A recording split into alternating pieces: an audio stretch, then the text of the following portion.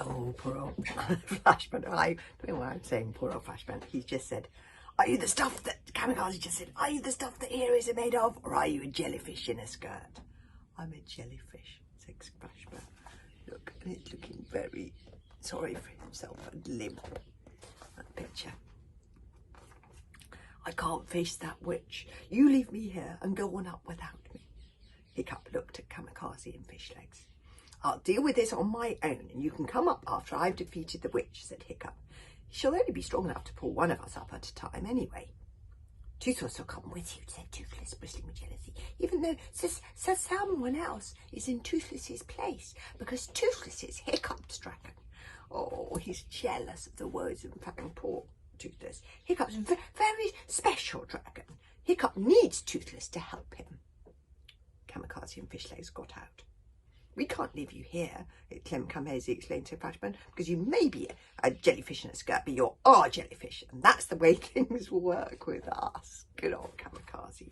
Kamikaze began to unwrap him from his chains. Pull me up, Hiccup shouted up the well. The face of the witch appeared far away. Oh, he's so brave. Hiccup is going to face that witch.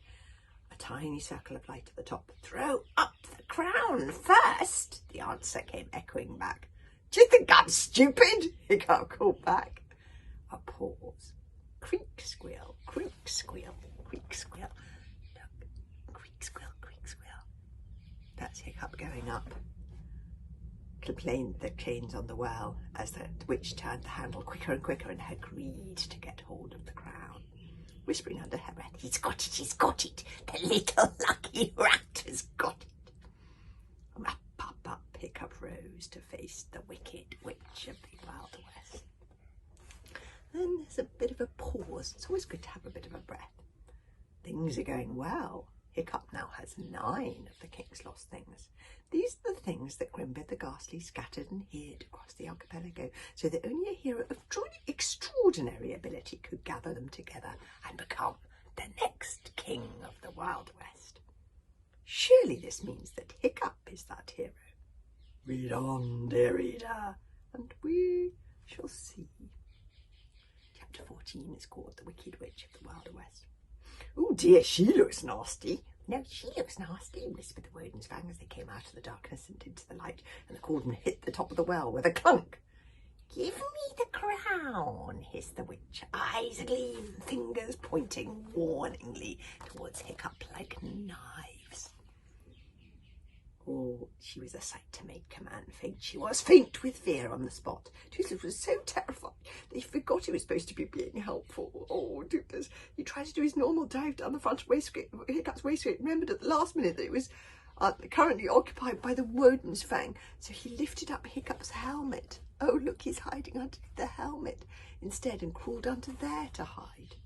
Give me my father first, said Hiccup, horrendous hand at the third. The witch smiled, and what a nasty smile it was. She toiled her fingernails, each pointed nail gleaming with death. Now, Hiccup, cooed the witch, you are an intelligent boy. You know that it isn't wise to trust the word of a treacherous. The clue is in the name, really. You will give me that crown, and you will hand over the king's things, or else I shall scratch you to death, grinned the witch. For it is better for you to be alive and nothing than a dead hero. In which case, said Hiccup, horrendous at the third, walking towards the cupboard, I choose not to give you anything at all, for I am not afraid of you. You should be, shrieked the witch, you should be. The witch wrestled him for a second hand. The Hiccup's palms were dyed purple with the poison, and then she scratched him as he walked, and the fingernails pierced the fur suit. Hiccup carried on walking. She pierced him again. Nothing. Hiccup carried on walking. Again and again she scratched him, raked him with those poisoned talons, scraping deep into his skin, dripping poison on his hand, but still he walked calmly towards the cupboard. This had never happened to a witch before. First she was bewildered, and then she became scared herself. Who are you? She asked querulously. Why are you not scared? She screeched, suddenly small and frightened. You know that these fingernails are poisoned with the most deadly poison known to man. Death is scary. How can you not be scared of death itself? Hiccup smiled. He looked the witch in the eyes. I'm not scared because I know something that you do not know. The most deadly poison known to man is Fulpen poison. and I am immune to the poison of the venomous Warpent. Ask your son to tell you the story. It was all his fault, really. Do you remember when, yeah, that was all in one of the other adventures. Oh, How to Cheat a Dragon's Curse. The witch screamed as if somebody had thrown a bucket of boiling water over her. 1 second she was this swooping, vengeful fury. The next she crumpled in on herself like a collapsing deck of cards. Hiccup carried on walking to the cupboard. He took up the key that opens all locks with trembling hands. Please, Thor, let him in here. He must be in here, for the key is one of the king's things, and I haven't used it yet.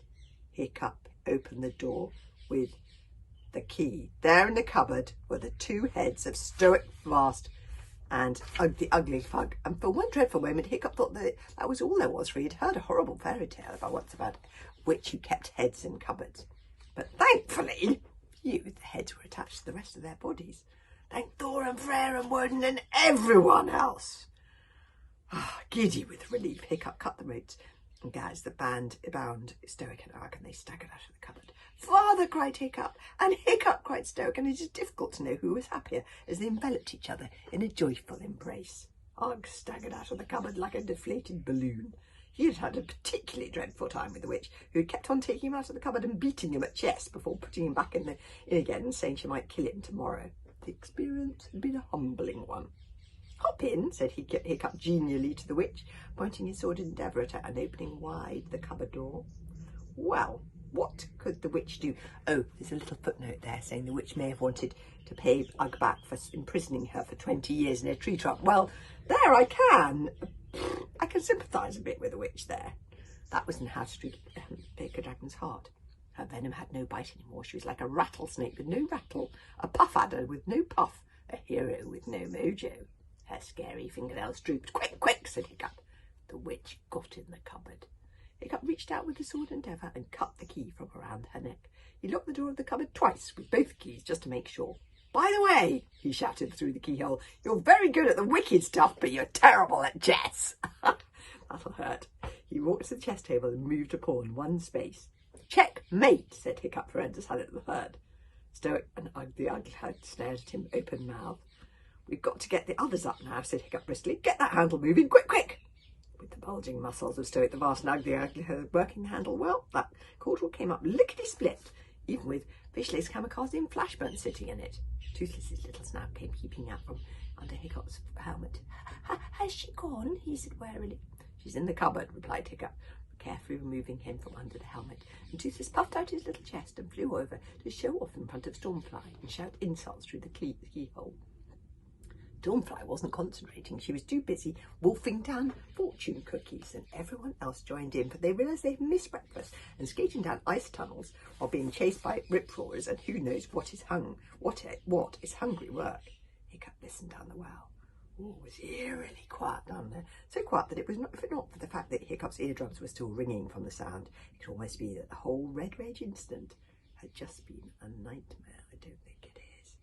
What had happened to the Dragon Furious? Had he turned back because the tunnels got too small for him? Would he make his way back to the gorge of the Thunderfold before, and then return with a dreadful army many times larger than the one that Hiccup had defeated at the cliff top? The smashed ticking thing had begun to tick again, a little erratically. Tick-tock, tick-tock. Reminded Hiccup that time was running out. Right, Hiccup, now we're going to have to hurry if we're going to be in time for the sword fighting competition. But it was all too much for Flashburn, the hero who had lost his mojo. Both Flashburn and the witch have lost their mojo. Run for your lives, shouted Flashburn, and he shot out the door. The Ugly Fug hopped from foot to foot. He had a squashed cigar clamped between his teeth. The witch had drawn his venom too, and seeing one of the greatest heroes in the archipelago running from the room was enough to tip him over the edge. Without saying a thing, he followed Flashburn. Now, chapter 15, the book is called Things Go Surprisingly Well in the Sword Fighting Competition. We'll have to see what happens there. But isn't that amazing? Isn't fate artistic? Isn't it amazing that Hiccup was immune to the poison of the venomous Warpent, all because of what Alvin the Treacherous did in an earlier adventure? Food for thought there. See you tomorrow.